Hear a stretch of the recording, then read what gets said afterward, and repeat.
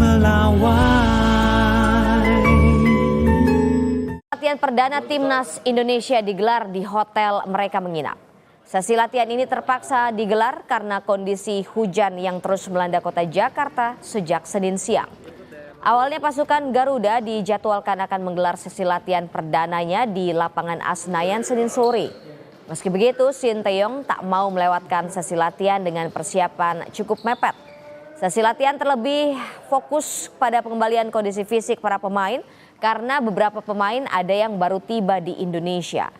Melakoni laga lanjutan kualifikasi Piala Dunia 2026, Sinteyong memanggil 27 pemain dengan satu tambahan pemain naturalisasi baru, Kevin Dix. Pemain FC Copenhagen itu sudah bisa dimainkan melawan Jepang dan Arab Saudi pada tanggal 15 dan 19 November besok.